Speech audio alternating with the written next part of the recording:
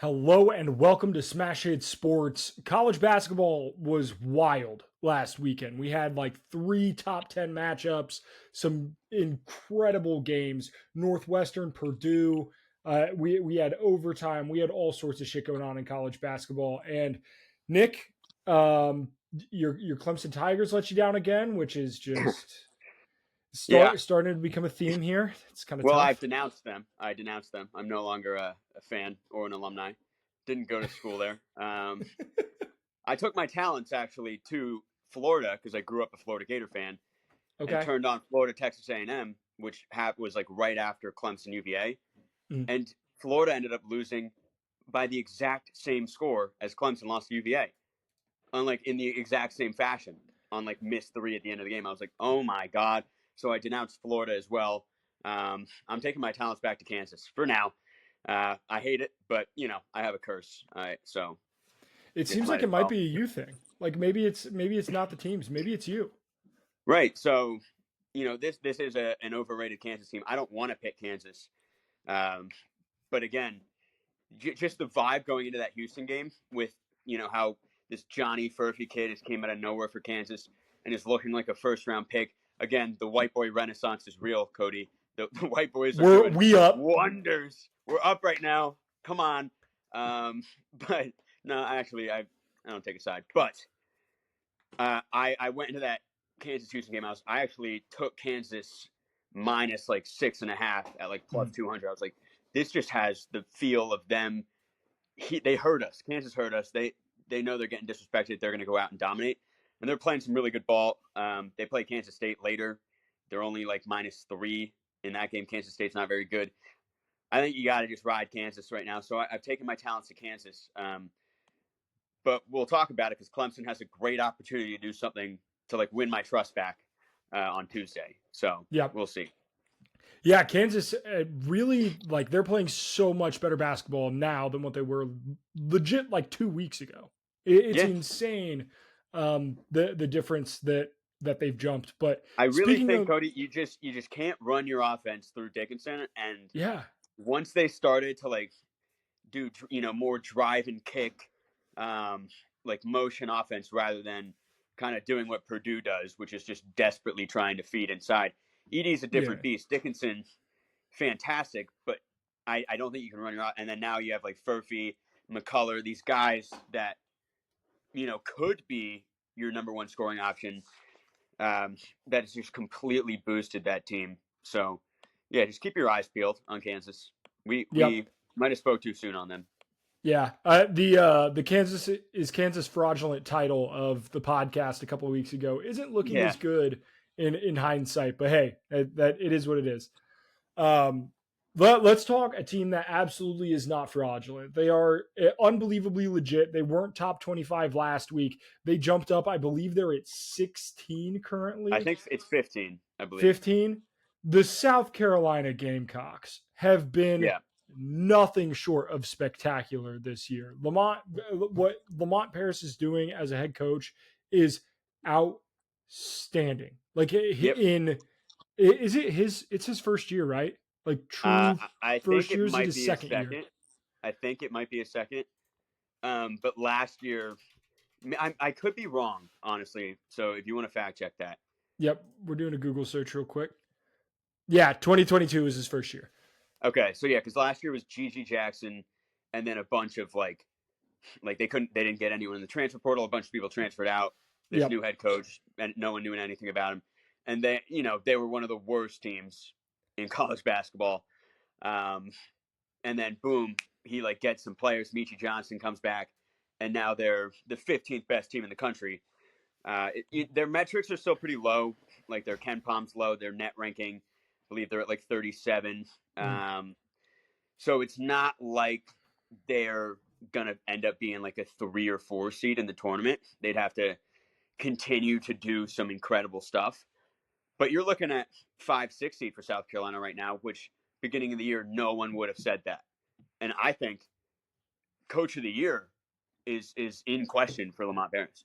Yeah, I what he has been able to do is absolutely outstanding, and especially when you look at like guys who are probably going to be up for Coach of the Year, like Bill Self, Dan Hurley, and I, like I mean, there's gosh, some like Grant McCaslin at Texas Tech, some of these new guys yeah. that are doing fantastic, but not as impressive, I think. And I would argue the talent that they have in terms of just like even if you which star ratings whatever in terms of college basketball, but like South Carolina does not have the level of ranked recruits that some of those other programs do, and they're kicking a lot of ass and like very very impressive wins. I mean, in the last 2 weeks, they have Georgia, who at Georgia, they have Tennessee at At Tennessee, Tennessee, that's the win of Kentucky. the year, Cody. That's got to be the win of the year. Oh yeah, Unranked team goes on the road and beats a top 5 team.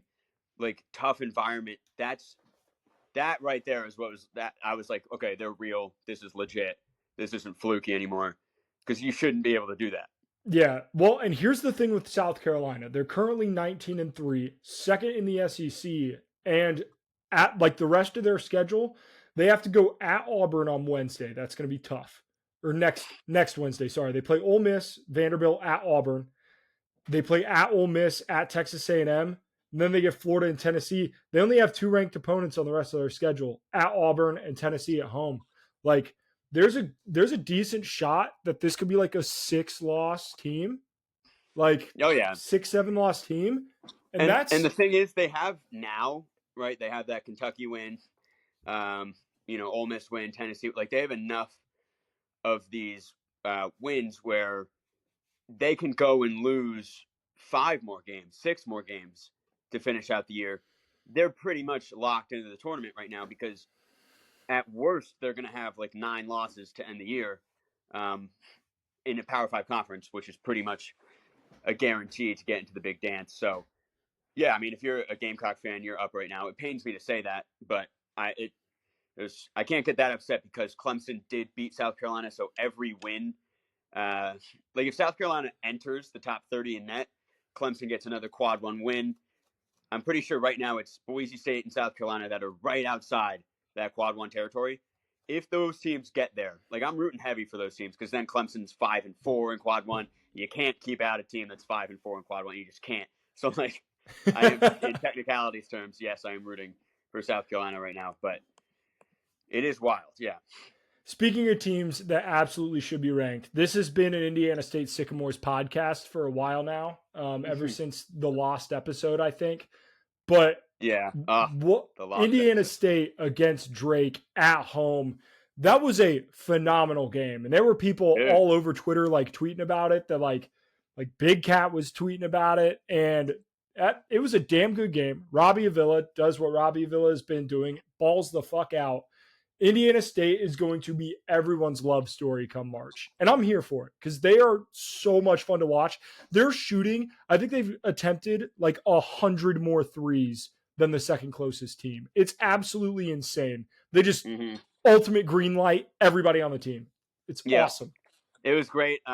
Robbie Avila, kind of like I think the game was tied. It was honestly for a little there at the end of the game. It looked like Drake was going to win, which would have been bonkers because then you're looking at two what is it, Missouri Valley teams, Yep. right? Yeah, Missouri Valley teams that would probably end up making the tournament. That'd be insane. But Robbie Avila hit like a clutch deep 3 like under a minute left to pretty much ice the game. I was like, oh my god, when the world finds out about this kid and what he looks like and how he plays, because he plays just like Nikola Jokic, everyone's gonna fall in love with him. Like you're saying, Indiana State, everyone's gonna be like, oh my god, that's the Cinderella team of destiny, and it's gonna be awesome. I hope it actually happens. But yeah, I don't know. I don't know if ranked. I don't know if I can go there quite yet. But I do think they're on that 7-8 seed line and pretty damn safe. Like you could probably say tournament lock, barring disaster to end the year, which is They great. they had 53 votes in the AP poll. St. Mary's and TCU are the only two that had more votes than them outside of the top 25. Yeah, which is awesome. I just know I do know like Indiana State lost to like Michigan State by 20 plus, like Alabama. Yeah. Like when they were playing these like well known teams. Again, this is early in the season. But I think if they replay those games, it'd be a lot closer. But it's Mhm. like, okay, resume Yeah. wise, are they ranked? Are they Had actually? they won those games, be a They'd totally be different top 10 conversation. right now. Yeah. They'd be like maybe 20-1 or something. Yeah, that'd be nuts. So, um, but yeah, we are an Indiana State podcast. We love the Sycamores. Yeah. Speaking of teams outside the Power Six, we talked about the Mountain West being better than the Pac 12 before. That's just a fact at this point. But it is an absolute bloodbath in the Mountain West because Boise State beat New Mexico last week, which we were both on New Mexico. We were both wrong there. One of the few games, we'll talk about our picks, but we pretty much, we dominated this week. But like San Diego State is winning, like New Mexico, San Diego State, Utah State, all in the top 25.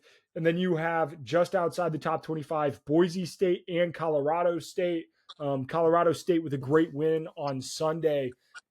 The Yeah, and then Mountain you have West, man. Nevada is like just hanging on by a thread, but they're still absolutely in contention for the tournament. There's 6 teams that could realistically make it in the Yep. Mountain West. And this is my thing. Like if you take Purdue out of the Big Ten and you compare, those conferences, I think you take the Mountain West in that situation, which is insane. Yeah. Just because like obviously Purdue being maybe the best team in the country, they would beat any Mountain West team probably. It's like that's just unfair. But you take them out, and you're looking at pretty much the same things. Just Mountain West might be even a little bit deeper. I think there's probably 4 or 5 teams that are 20 locks in the Big Ten. Yeah, the Big And Ten really, it's there's a lot what of it's. bad teams. A lot of bad Oh, teams. the bottom of the Big Ten is brutal. Indiana Yeah, getting blown out by Penn by Penn State was State, a who's terrible also bad. loss. Michigan, I don't know if you saw the stat. It is second half point differential amongst Big Ten teams. I haven't seen it. Michigan has a minus 92 second half point differential. The Yeah, next worst in the Big Ten is Rutgers, which is +1, and that is right. that is the next worst. Michigan is the worst second half team in the country. It's absolutely insane. The Big Ten really it's Purdue and Wisconsin, and then like a lot of teams that like could fuck up your day. Nebraska, Northwestern, I think you throw Illinois with Purdue and Illinois. Yeah, Wisconsin. that's on me. Illinois, I But forgot. then it's Michigan Nebraska, State, Northwestern, and Michigan State, and then it's kind of like, what else do you have? yeah. Like maybe Maryland could fuck up your day, possibly. Maybe Iowa could. I doubt it. It's kind of like you're used to having Iowa be like you look at the Big Ten standings; they're 4 and 5 in conference play. Like just having a mid-season, Yeah. but you're still afraid of them. You're kind of used to that. This year, it's just different. Like Iowa's just not good. Yeah. And it's like the ACC is kind of the same way where you have your North Carolina, maybe one less team in that top crop because like Duke, I don't even know if you can put Duke in there. Yeah. But then you have the teams that are like, if they made the tournament, they can make a run for sure type teams. And then you have just some shitters down there. Some The Mountain shitters, West, dude. Mountain West obviously has a ton of shitters as well. But the fact that you can compare the top 6 teams and say, well, I'd actually take those top 6 over the ACC's top 6, that's very impressive. It's a gauntlet in there this season. Yeah. It's nuts. That North Carolina Duke game, like it was North Carolina the whole way. Like Oh, yeah. And it was before it started as well. I think last episode I said North Carolina by 15, right? Yeah. Yeah, Like you called that simple. to a T. Oh, yeah. Simple. I mean, Duke is just they're not that good. It's just plain and simple. Tyrese Proctor is prone to go invisible. Filipowski, another guy I would not recommend running your offense through type of guy. Like, can be really good if he's your second fiddle, but he's not. I think Jared McCain's probably their best player, and he played well. Yeah. Yeah. And he's the reason Duke beat Clemson. So, like, it's kind of going to live and die on his shoulders. We'll see if he can continue to develop. Because, again, we got a ways away. But, yeah, now I think you can probably say Virginia is the 3rd best team in the ACC, right? Isn't that wild? Isn't that gross? Gross. That is very gross. That's the ACC for you this year. Jared McCain, TikTok superstar. Yeah. Have you seen his TikToks? No. Nope. Like he can sing and dance like really well. What? All Yeah. right. I had no idea. Yeah. Like after this, give it a look, and then you're gonna I text will. me and be like, wow, that's actually kind of crazy. Yeah. Okay. But Nuts. If you um find one on TikTok, send it to me in case I forget. But yeah, I'll send it to you. But let's talk about another blue blood, Kentucky. Kentucky had a tough week. Kentucky had a tough week. They got smacked by Tennessee. I mean, that was 103-92. Like, it's tough. Then they lost in overtime in a phenomenal game against Florida. I could understand why that game got you back on Florida because Florida looked really oh my good in that God, game. Walter But Clayton Jr. is he's going to be a difference maker. Learn the name. That guy, he is wet. yeah, He's nuts. but Kentucky has now lost 3 of their last 4. 2 of those games at home against Florida and at home against Tennessee. Their last 2 games, they let up 94 and 103. This team just doesn't play defense. No, Is this what we're just going to have to expect from Cal teams going forward, or I don't know. We talked about this maybe 2 episodes ago, 2 or 3, I don't know. But we were doing a resume comparison, where we compared Kentucky to like Dayton, I think, yep. and both of us are like, okay, well, Dayton, like blind resume, whoever this team 2 is clearly better. It's Dayton. When we dive into Kentucky's resume, they have a really bad loss, which is a home loss to UNC Wilmington, who's like Yep. 3rd place in the Coastal Conference, whatever it is. Bye game, Um, epitome of brutality. yeah, it's a bye game, and they really just have like that North Carolina win, and nothing else really like screams out at Mm-hmm. you like, okay, this was like, you can add that to the really impressive win column. Like, they just have the one, and Yeah. all by like, it's a great win. But a lot of these teams, like, you could pick a team out of a hat and they have a great win like that, and they're not ranked. They're not on the 5 seed line. It's getting to the point where, like, why is Kentucky, um, given the 17th. benefit of the doubt still right now? Yeah. Like, why? Yeah, why are they 17th? Why does like Lenardi have him as a 5 seed? Like, as of this exact moment, I think Kentucky's probably on that 8 line range, which is crazy, 7 or 8 line. Yeah. And And they've got a there is a pretty tough slate coming up too. Like Gonzaga, mhm. Auburn, Bama, Tennessee again. Like I think If it'll they be lose easy. to this Gonzaga team at home, like, something's clearly wrong. Yeah. Um, Definitely excited to see what the spread is on that one, but like, I mean, that feels like Kentucky has to win that.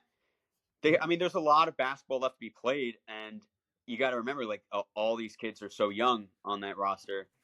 You know, it just takes one light switch to flicker, and then you just have this connected team playing in unison at the right time. And they have so much talent that they could still technically make a massive run. It's just at this very moment, they kind of are giving a washed vibe.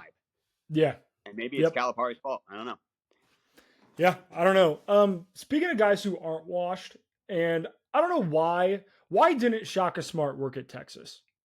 It should have worked at Texas. Why didn't Shaka Smart work at Texas? Because he's gone to like Marquette, and they just keep winning these damn games, and they keep winning. And even in that, like they had a tough loss to Butler, and they had a tough loss at Seton Hall. But like I think Butler's a pretty solid team. We'll talk about Butler, but like they're Marquette's good, dude. And I'm tired of Yeah, people being like, yeah, well, it's Marquette, it's Shaka Smart. Like, Shaka Smart's a great coach, and they're doing some great things.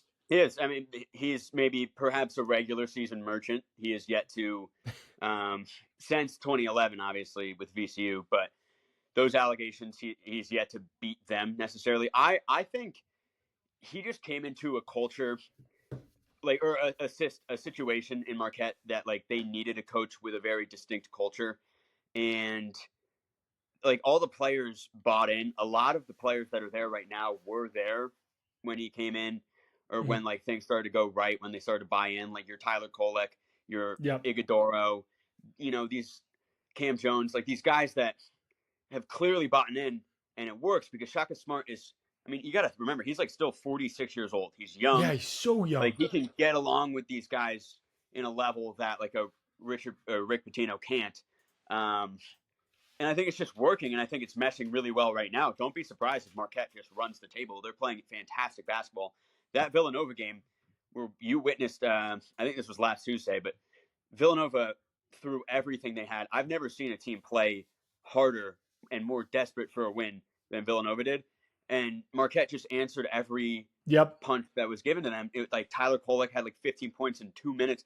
It was just bonkers, making tough shots left and right on the road against a desperate team. I think they're just gluing, and I think once like Kolek, Iguodaro leave and whatnot, and you have this new cycle of guys, it's possible we see regression because, again, he's such a culture coach.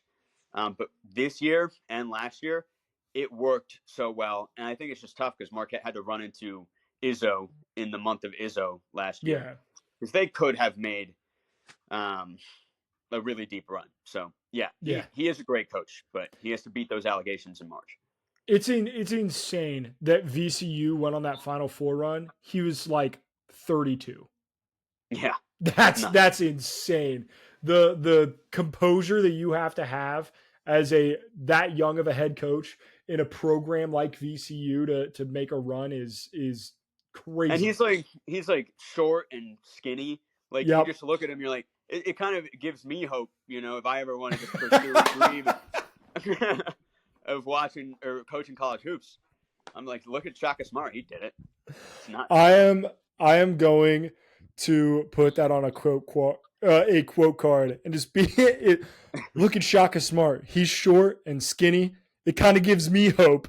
Nick Bateman. I mean, that graphic. Correct, though. Yeah. That is the graphic that I'm going to use to promote the show this week. Congratulations. Well, yeah. Thank you for that. Shout out Shaka Smart.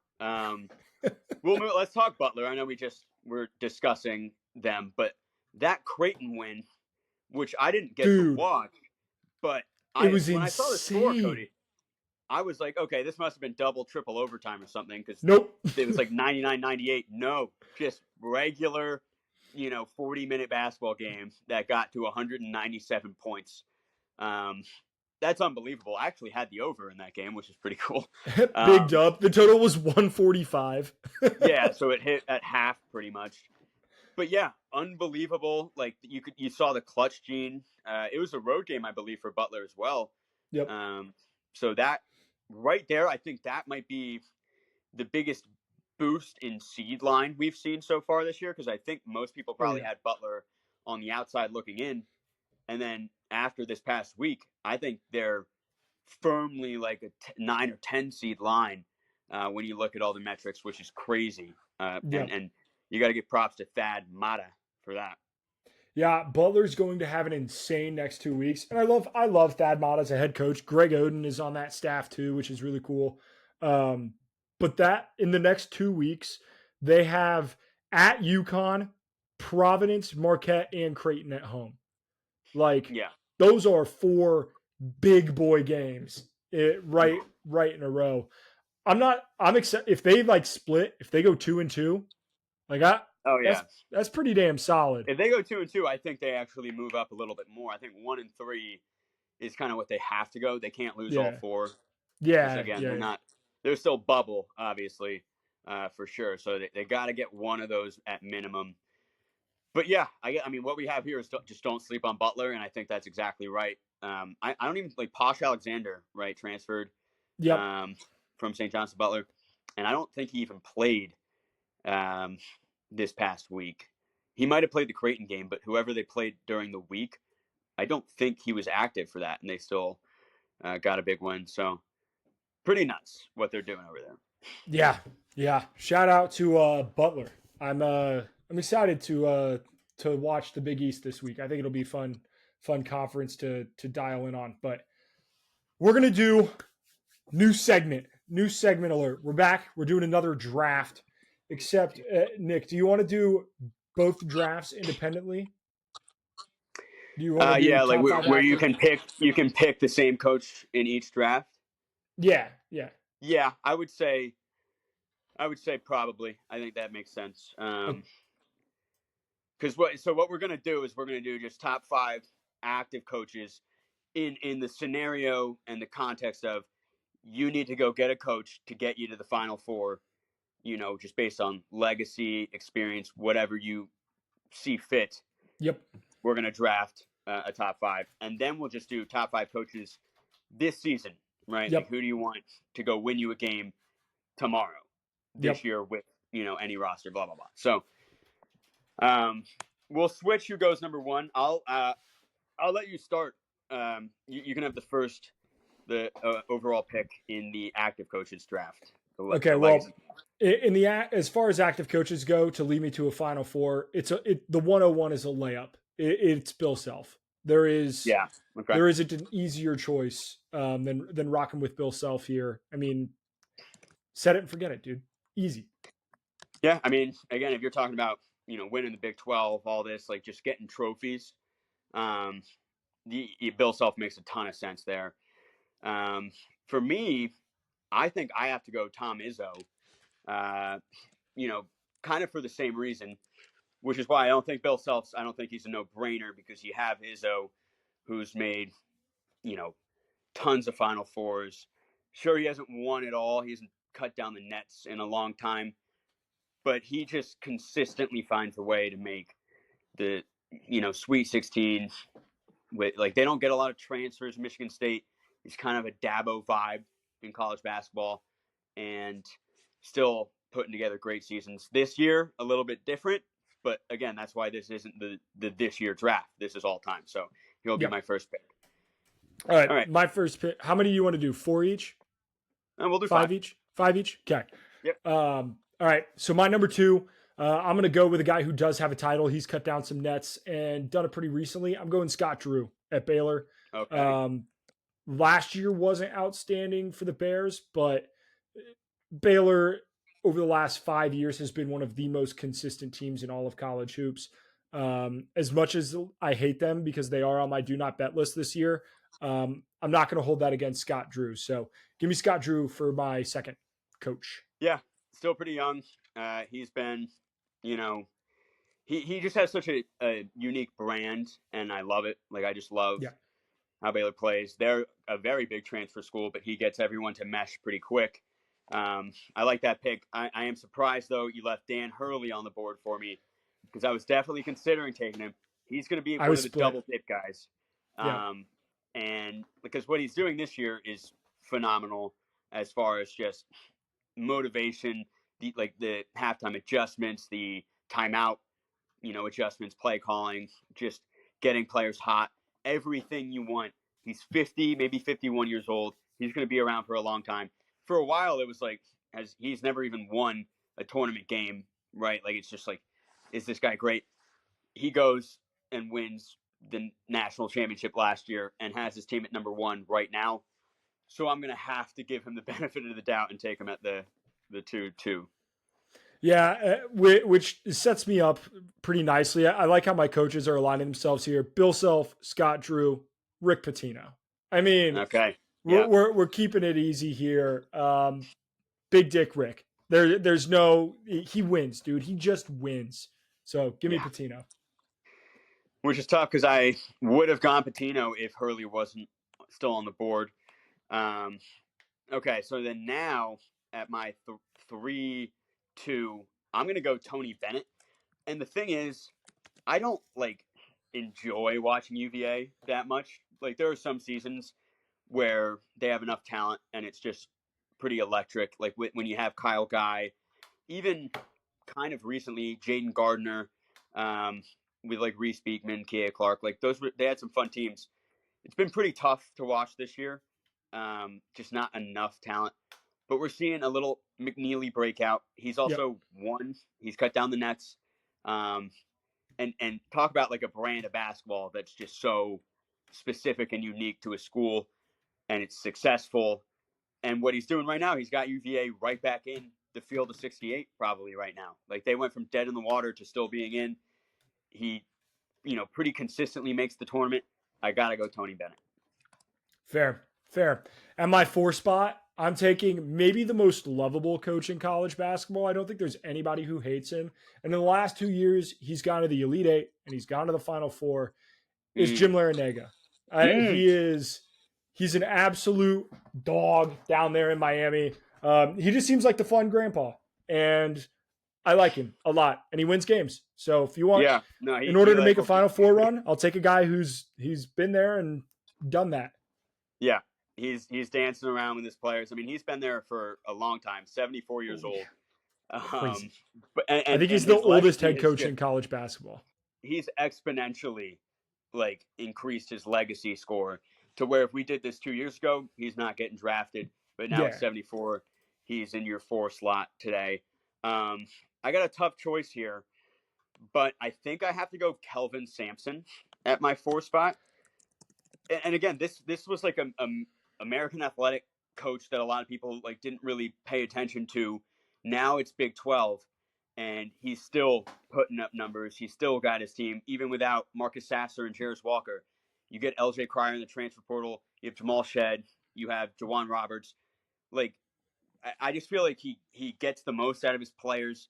And I mean, he's a seasoned coach. I think he was in the NBA for a while, coaching pretty successful teams. Um, Comes back, goes to Houston, completely changes that program around, and now they're perennial top 10 team. Got to go Kelvin Sampson. yeah. I mean, that's a great pick. It is absolutely who I would have selected here had he still been on the board, which puts me in a tough spot because now I'm between a guy who I just do not believe in as a head coach and a guy who his own fan base doesn't believe in him as a head coach, and I don't know who to pick. And I think I'm going to go Cal. I think I'm going to go Oh, Cal just because he's done it and he's won it and he's been there. I was between him and like Mark Few, and I don't yeah. like. I just don't. I trust Cal more than I trust Mark Few, I guess. So I I mean, know Cal's Kentucky won, fans are and starting Mark Few to. hasn't, right? Yep. So So give me Cal. I guess you could throw in like Matt Painter too there. Like fuck. I don't know. I Matt don't know. Painter's on my big board, but again, that's a Mark Few pick where it's like they just can't do it. We haven't seen them do it. Um, Few's tough. Mark Few is I'm considering him here. But again, when you play, like it's what he's done to Gonzaga as a program is phenomenal, and I feel like he should be drafted because of that. Mhm. But again, it's like you're also getting to play Loyola Marymount twice a year, like Santa Clara, like all these teams. There have been seasons back in the day where Gonzaga didn't schedule great out of conference games. Like they've had a bunch of NBA players come through. Like he's great at development. He's a great coach, but I think like it's so tough, man, because he has been to Final Fours, like he has. Yep. Um, but I think I'm gonna go Bruce Pearl here, Cody. I knew it. I knew it. Hell yeah. That's a good pick though. I like Pearl. I think I'm going Bruce Pearl. I just like if I'm an athletic director, there's something about Bruce Pearl that I don't know. I'm just more attracted to him as a head coach. I considered Brad Brownell here, Clemson's head coach, because I Yep. mean, what a legend he is, right? One tournament win in 20 years. But Bruce Pearl was was in the Final Four 2019. Was honestly Kyle Guy had to make 3 of the clutchest free throws of all time Yep. to stop Auburn from maybe cutting down the nets at the end. And he has a bunch of seasons where you're like, okay, Auburn's going to be middle of the pack. Maybe they'll be a bubble team at the end of the season. And then all of a sudden, they're a 4 or 5 seed, whatever it is. It's the same thing this year. He hasn't made enough consistent runs, but he's made a run to the Final Four. It's tough. I feel bad leaving Mark Few off, but I feel confident in my 5. I'm excited to see what people have to say. The guys that we snubbed, Cody, we snubbed like guys like Mick Cronin, Yep. he's been fantastic at both Cincinnati and UCLA. Chris Beard, who Yep. I think is a fantastic coach. He might be a pick in this next draft. The Must Bus, what he's been doing in the tournament for Arkansas is fantastic. And even like Hubert Davis, who's been to a national championship and has UNC at number 3. I almost picked Hubert Davis. I was close. I was close to Yeah. considering him. He probably would have been an honorable mention, but I figured we'll mention him in this next draft probably. But Yep. yeah, All right. Well, that does a it lot for of good that teams here. draft. Yep. So let's do the top 5 head coaches that we want for our team. Like, if we had to vote for coach of the year, this is who we're voting for. Like this is Yeah, that's pretty much like it's a mid-season Coach of the Year award situation, sort of. And if I have the 1-1, you do. I have to go. I got to go Lamont Paris, right? Just have to do it. Yeah. Um, he's the Yeah. front runner for Coach of the Year. He has to be what he's done to a team that was probably picked like third to last in the SEC in a conference where you have like Vanderbilt and Missouri with one win combined. Then you have Yep. South Carolina, who's 7-2 in conference, whatever it is, 19-3. Fantastic what he's done at South Carolina. He has them playing like you let a fucking bull loose in Barcelona all year. It's nuts. So I feel good about that pick. Yep. And you should. My 1-1, I'm gonna go with Matt Painter. Mm. What Purdue, and I understand that Purdue was a favorite coming into this year, but Matt Painter faced an absolute gauntlet at the beginning of the year. He has wins against Alabama, he has wins against Arizona, like Tennessee, Marquette. Like Purdue might not have, there might not be another team in the country that has a better resume than the Purdue Boilermakers. Their only two losses are on the road, Big Ten games at Nebraska and at Northwestern. Like, and the Northwestern game was in Pesky. Those teams are overtime. pesky. Yeah. Like Like they're good basketball teams, they and are. They're Purdue's getting it done. A great win this Sunday against Wisconsin. I think he's doing an outstanding job. So give me Matt Painter at for my Wisconsin. my one Yeah. overall. And I'll give you a shout that you did pick that, which is impressive. Now, Nebraska, Wisconsin on Wednesday or Thursday. You What a nailed. phenomenal game that was, and Yep. I nailed that. So I'll pat myself on the back. But I like that pick. I mean, especially because you look at a team that had one of the most devastating tournament losses of all time, where you're the number one like overall seed or whatever it is, and you lose to Farley Dickinson, a play-in 16 seed, and you have to go motivate your guys to face a gauntlet non-conference schedule. You lose Brandon Newman. You don't have that many guys coming in. You just have your two guards and your big guy are just supposed to do what they did last year, and they've done that and then some. So I like that pick a lot. With my second pick, I will go Hubert Davis here. That's what I'm going to do. Good Yeah, pick. That's a good I'm pick. going Hubert Davis because, again, you smoke Duke. Like you lost to, I think, maybe Villanova early, which is like not looking like a great loss now, but you've beaten Tennessee, dropped 100 on Tennessee. You just crushed Duke. Close loss against Kentucky. And the thing that's most impressive to me is that, like last year, Hubert Davis wouldn't have sniffed this list because North Carolina was preseason number one and missed the tournament. Yep. And people are saying that program is in shambles, and no one knows what to expect from North Carolina this year, defensively especially. And Hubert Davis has them playing like a top 10 defensive team in the nation. It's very impressive, especially when your guards are RJ Davis and Cormac Ryan. You should not have that good of a defense. But Harrison Ingram has seamlessly transitioned in. Like, if I had to pick a team right now to win it all, I think I'd go North Carolina. I love how they're playing right now. I trust them on defense so aggressively more than I do a Purdue or even like a Houston would be pretty close. Like I'm enthralled by how he's gotten that team to play this year. Yeah. I mean they're playing some outstanding ball. For my third guy, we already talked about him, so not a whole hell of a lot to say. I'm going Shaka Smart. Yeah. Dude's coaching his ass off. Yep. Yeah, and we discussed it already pretty much. So I'll go to my third pick. And I'm going to take, this is a tricky one. I'm going to take Shaheen Holloway, Seton Hall. I like that. Yeah, and some people might say that's too low. Some people might say that's too high because Seton Hall, they've got a low net, low Ken Palm. They're still not a Tony lock by any means, and they could collapse a little bit with a tough Big East. But what I've seen so far, like the 28-0 run against St. John's, you take Creighton to triple overtime, you beat Marquette, you beat Providence on the road. It's impossible to win at the Dunk, right? Like it's just like, and again, this is a Seton Hall team that's the same roster pretty much as his first year, but now he has them playing with a fire under their belly. You got Kadari Richmond and Alamir Dawes playing fantastic. You got guys that didn't know how to shoot that are shooting 40% from three. He's just developing guys in a great way. The people's coach, as Rothstein says, everyone loves him. I think he deserves a shout here. Yeah, I love that pick, and he's a guy that like seems to be pretty universally loved throughout the sport, and like people who talk like and interview him and stuff, very well liked. I'm gonna go with a guy who I think has that dog in him, TJ Otzelberger at I love Iowa it, Cody. State.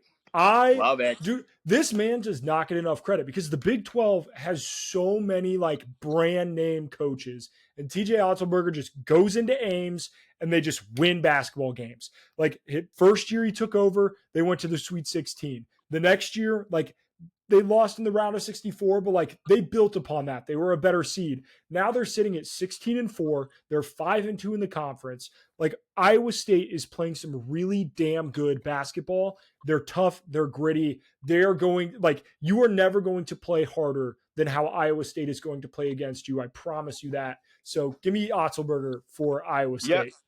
And honestly, Cody, like they should have beat Baylor. Momcilovic, their star freshman, who is a name to remember, had a half-court shot that was maybe a millisecond too late that would have beat Baylor on the road. And the metrics still love Iowa State. He's the bulkiest head coach in college basketball. The guy is swole as hell. It's unbelievable. His biceps are popping out of the shirt. It's unreal. I love that pick. He's definitely on my list. For me, if this is this year, I'm going to go with Anthony Grant, who is the head coach at Dayton. Yeah. Deron Holmes, what he has turned Deron Holmes into that needs to be studied because this is a guy who should not be putting up 37 and 5 every game. No one should be doing that in college basketball. Like Deron Holmes is playing unreal. He's just letting his team go out there, green lighting from beyond the arc, and they're playing phenomenal basketball. They're covering the spread at a phenomenal rate. And like he's been there for a while. This is one of those guys that like this is a this season award because Dayton has had their ups and downs in the Anthony Grant era. But right now it's as up as it's been since they had Obi Toppin. And you know, if we're being honest, like we said, if this is the 4-year rule, right? We have the same Super Bowl, you know, it's a leap year, blah, blah, blah, Trump, Biden, same thing. Well, then, assuming March Madness doesn't get canceled, maybe Dayton climbs their way into like a 2 seed and goes and does something special just to make up for that 2020. So, yeah, I'm going Anthony Grant. Love that. My last head coach here, I got to go with Dusty May. You have two more. Sorry. Oh, I have 2 more? Yeah, you've done Painter, Shaka, and Otzelberger because I went first. You're right. So second to last coach, I'm going Dusty May. The FAU didn't get off to a tremendously hot start. Losing to Bryant early was tough, but they have a win against Butler that is aging pretty well. They have wins against Texas A&M, Illinois, or tough loss to Illinois, but a double overtime win against Arizona. Like FAU, they've still got it. Like he's coaching his ass off. It'd have been real easy to like sit back and enjoy last year's successes. It doesn't look like they've done that. They're still a top 25 team and they're playing like it. So give me Dusty May. Yeah. And what's crazy to me is they went 31-3 last year and were a 9 seed. And people are saying, well, this Florida Atlantic team's not doing as well as they did last year, but Dusty May has them in a much higher seed than they were last year. They're probably on that 6-7 line or something like that. And that alone is probably all you should be looking at. You have your team improving. Mm-hmm. And like, I know it's pretty much the same roster, but still incredibly impressive. Okay. So for my last pick, I am between a couple guys here and it's very tough. There's a part of me that wants to go Bryce Drew at Grand Canyon. What he's been doing is phenomenal. The right? Part of me wants to do Dustin Kearns, who's the App State head coach. App State has no right to be getting AP poll votes. Like that should not be happening. But Dustin Kearns has them getting that.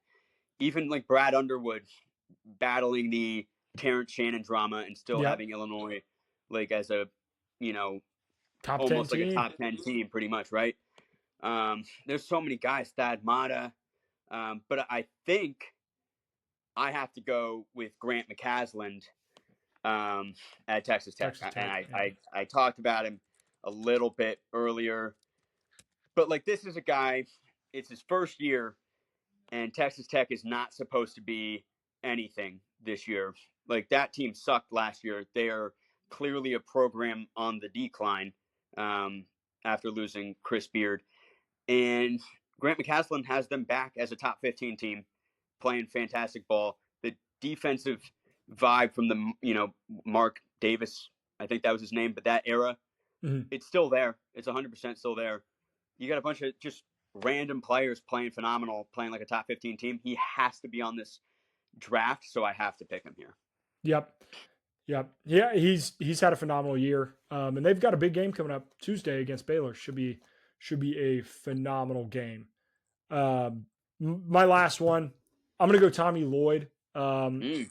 A lot of people question like, would bringing in Caleb Love worked? Like, how is that dynamic going to work out? And it's worked out. Caleb Love is probably the most dynamic player on that team, but I don't know if he's the best player. And I don't know who the best player is because each and every night it seems like he gets one guy to really show up and perform for this Arizona team. They have a couple tough losses, but I think it's much more.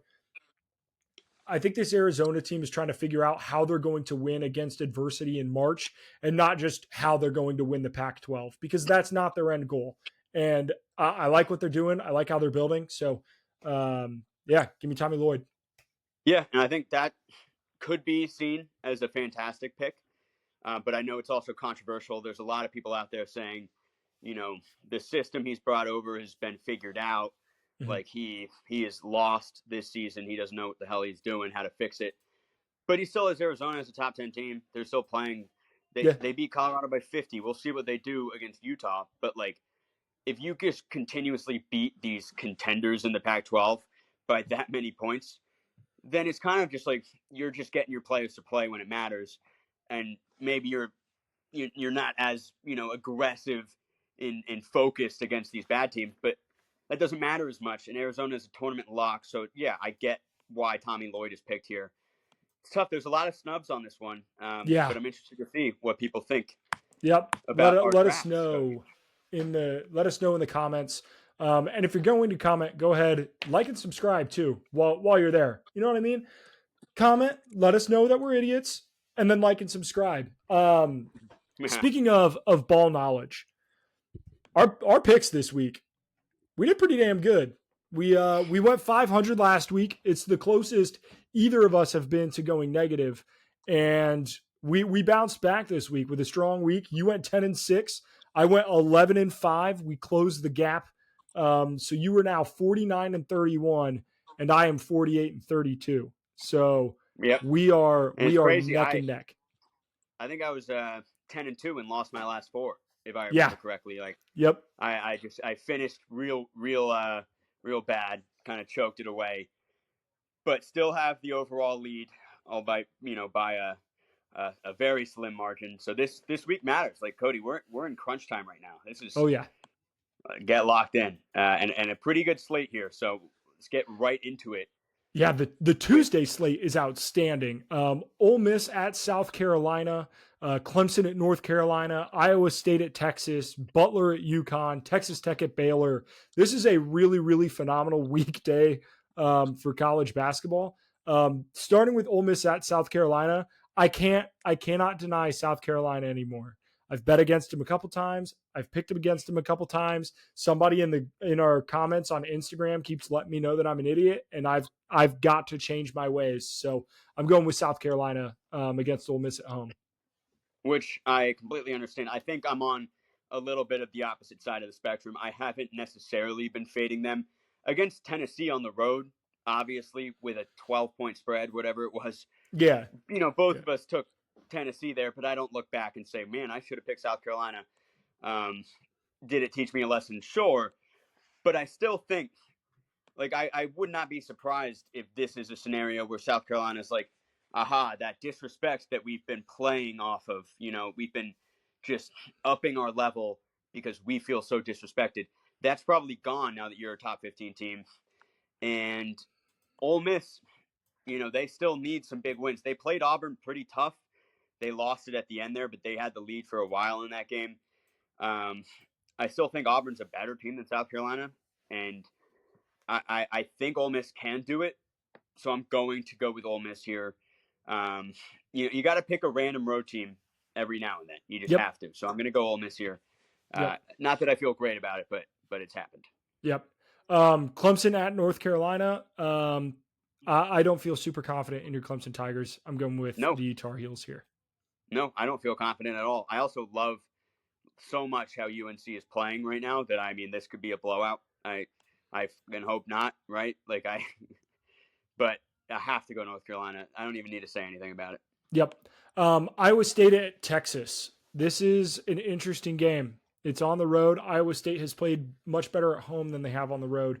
But Nick, you and I are both on Texas here. Why do you like them? Texas has been playing so much better lately, and I think it's because Rodney Terry has sort of allowed Max Abesmith to just be the guy. For a little bit there was Dylan DeSue, Tyrese Hunter, let's try to play as a team. And now it just feels like late in the game, get the ball in Abesmith's hands and let him cook. And now that he has this confidence, this support from his head coach, he's playing like a man possessed, like we know he can. I don't expect that to change necessarily. And you get your home crowd.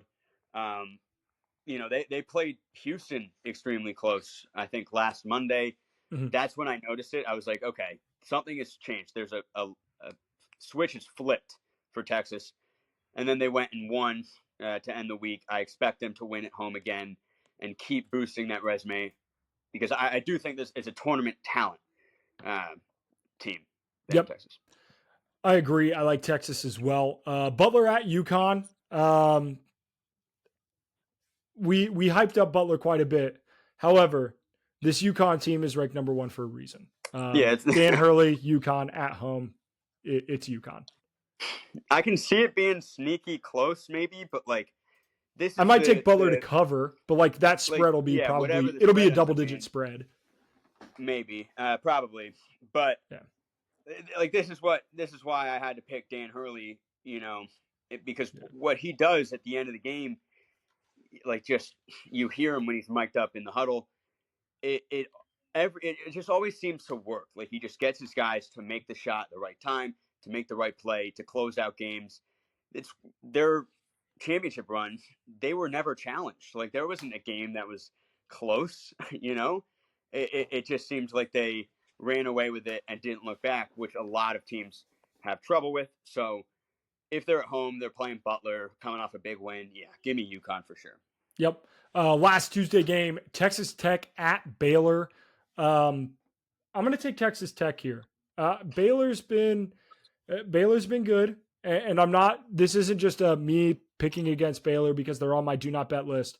I think Texas Tech is due for a bounce back a little bit. They slid further than any other team in the top 25 this week. They slid down 8 spots, down to 23. Back-to-back losses against TCU and Cincinnati.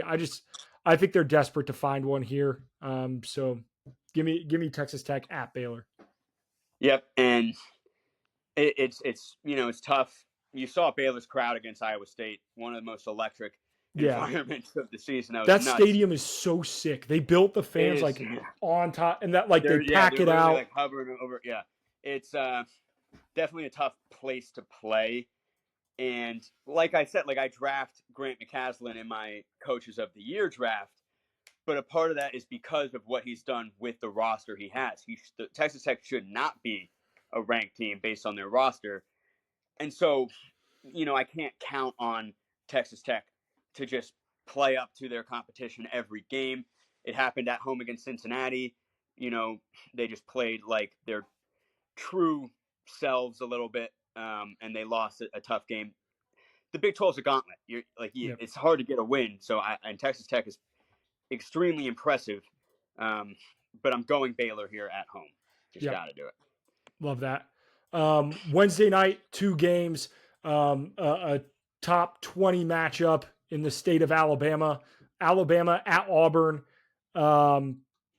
we're on opposite sides of this one, and Yeah.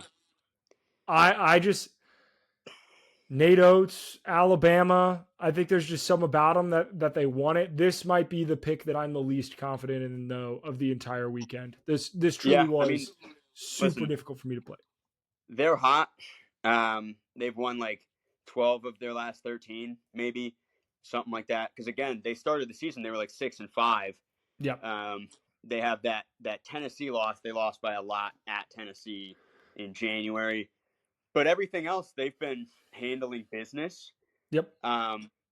It's the problem is you're going into Auburn, and I am very high on Auburn this year. I think Bruce Pearl's doing a fantastic job. Um, so yeah, honestly, Bruce Pearl might have been snubbed from Coach of the Year uh, Yeah. draft, but yeah, I'm gonna have to go Auburn at home here in the rivalry game. Alabama already won the first iteration in Tuscaloosa as well, so Yep. hard to Yep. beat a team twice. It is hard to beat a team twice. Keeping it moving to the big ends in the Big Ten, Nebraska at Northwestern. This game's going to be so exciting, so exciting. The guard play in this one should be outstanding. I'm going to go with Northwestern at home. Their coach getting ejected was awesome against Purdue. Yeah, It was an outstanding display of sportsmanship to get ejected and then go shake Matt Painter's hand and Zach Edey's hand as he's getting kicked out, and then he like does one of these to the crowd. he Absolutely hypes up the outstanding. away crowd in Yeah, Purdue. Yeah, Chris Collins, another. I love him. I love him. And at Northwestern, a school that does not have what you need to have to succeed facility wise and yeah, just like their pipeline and all that. A fantastic job by Chris Collins. I wonder if he might get a really big opportunity at a great school soon. But I do think Northwestern has an issue that we see with like a Georgia Tech. Obviously, they're a much better team, but Georgia Tech, they go play unreal and beat Clemson, North Carolina, and Duke, but then they lose to all these other ACC teams. Northwestern, I think they really get up for these big games. They want to win those games so bad. Nebraska, I don't think they're not ranked. Like I'm sure they're aware of the threat, but I don't think they're going to get up as much as they probably should. And I think Nebraska's playing fantastic ball right now. oh yeah. They're just as motivated. They're going on the road. I'm going Nebraska in this one. Yeah, I don't hate that at all. The way Tominaga's playing, and they were neck and neck with Illinois at Illinois. So a great should be a great game. Thursday, really only one game that I loved. Arizona at Utah. I have Utah. Yeah. I think this is a sleepy middle of the week. You get caught, like if you're not ready, upset game. Utah, one of the three teams that I think could potentially make the tournament from the Pac-12. So give me Utah. I don't really have a ton behind this other than the vibes. The vibes are right for Utah to fuck up something for Arizona.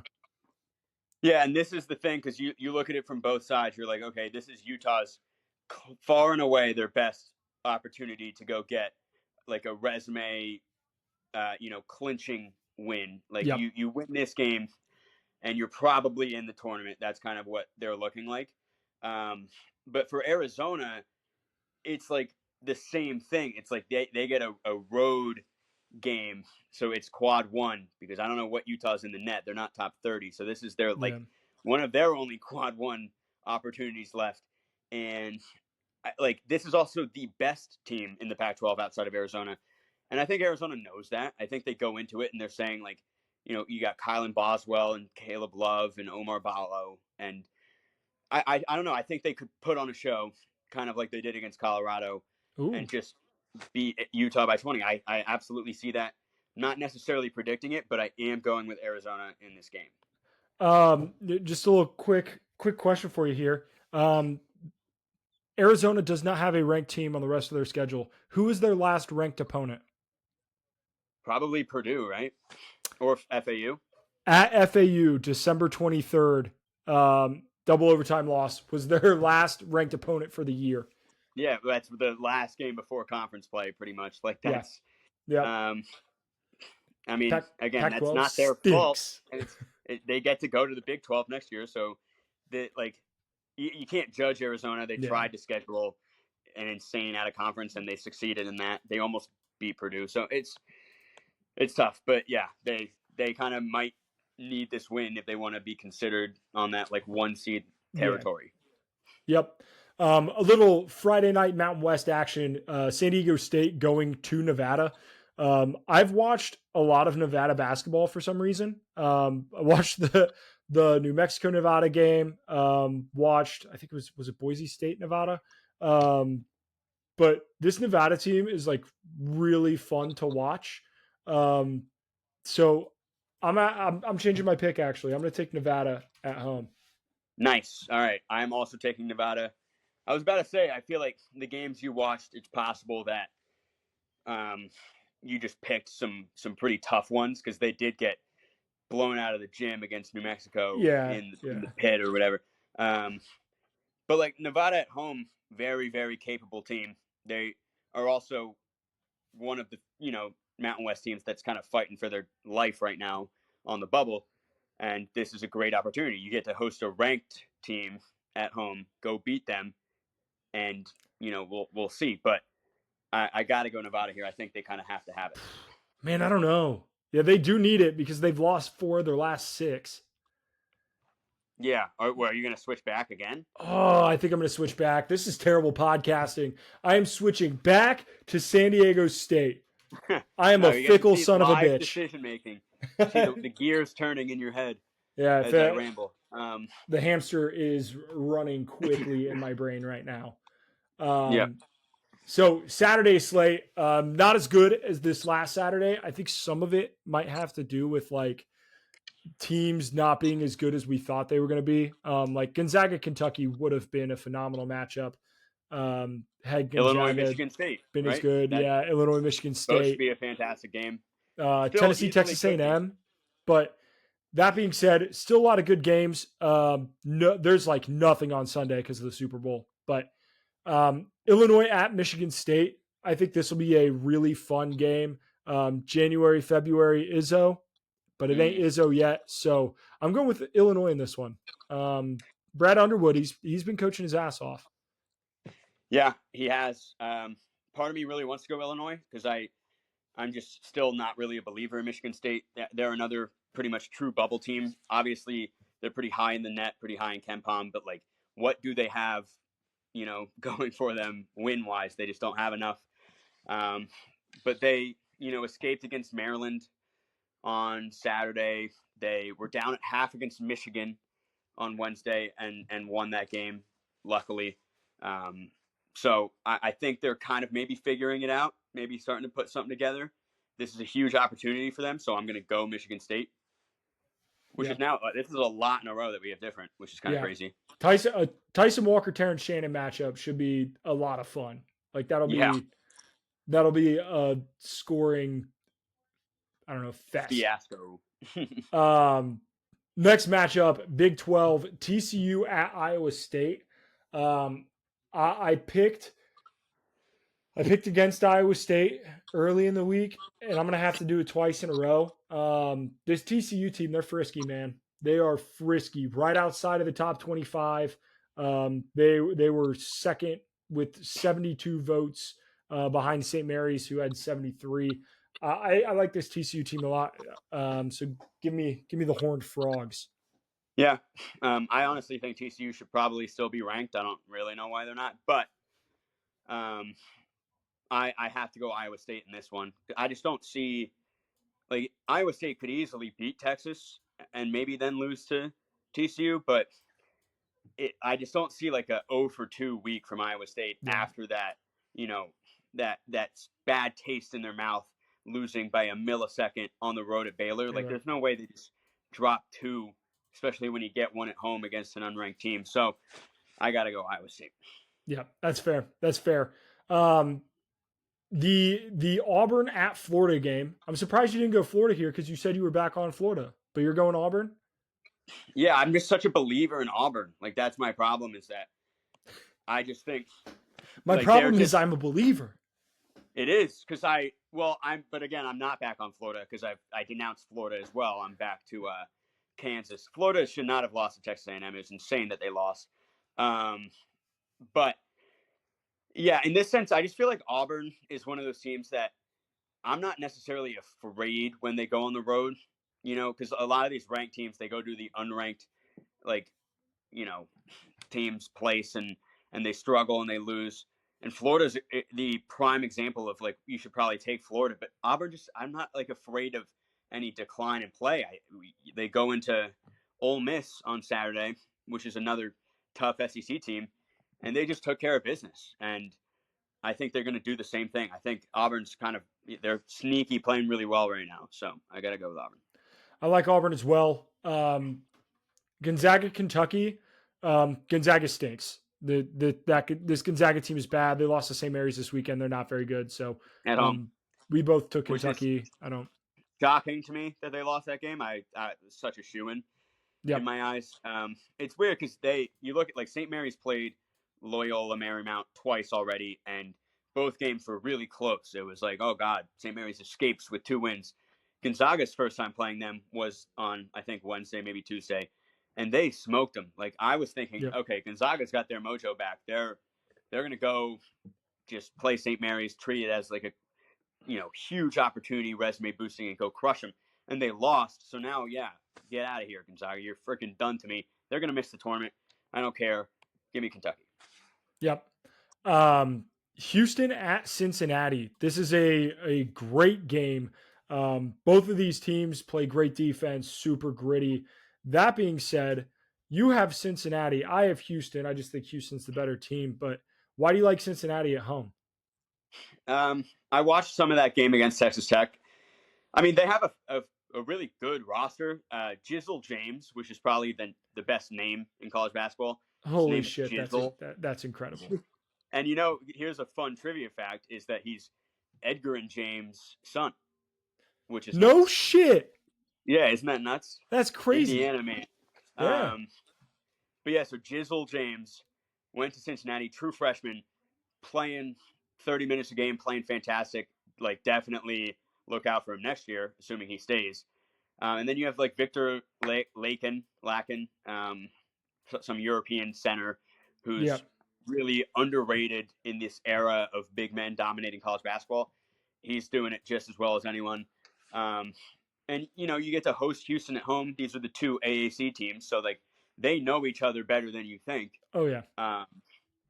Like kind of like has grew into a rivalry these past couple of years. So I'm going to go Cincy here because I think this is an underrated game on the Saturday slate. I'm very excited to watch it. Yeah, that should be a really good game.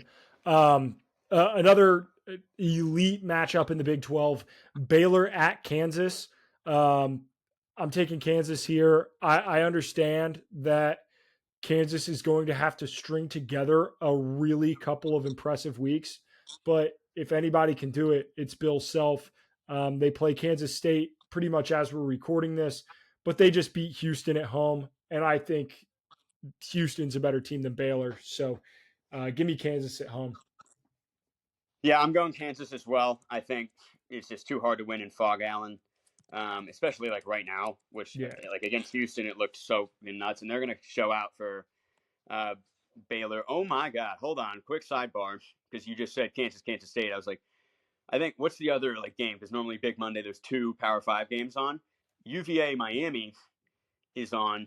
We're almost at the under 8 in the second half. UVA is up 49-23. Wow. Wow. Miami with 23 points. Pretty much, if they get to 40, they're lucky type of situation. That's not if they get to 30, they might not even get to 30. Cody, this is nuts. Hold on. I'm looking at it just because I want to see kind of what they're doing. Miami is shooting 28.6% from the field. They're 2 for shooting 15 from 3. 13% from deep, and they've shot 2 free throws. Yeah, and they have 10 turnovers to UVA's 2. Like they're getting out rebounded. That's just, I mean, talk about a fall from grace for your boy Larinaga. Wow. What a no pick by me. Let's go. What a bum. Yep, I'm getting That's a my crazy score though. But like I said, UVA is they're really coming into their own right Yep. now. 5-loss team right now. Like they could sneak their way into like a single digit seed easily if they keep it up. Oh yeah. Nigel Pack with 0 points, man, and Matthew Cleveland with 2 points. What the heck happened to Miami? Boy, oh boy. Crazy. Last game on the slate: Tennessee at Texas A&M. I think Texas A&M has kind of finally found out what they are, and that is a really good but not a great team.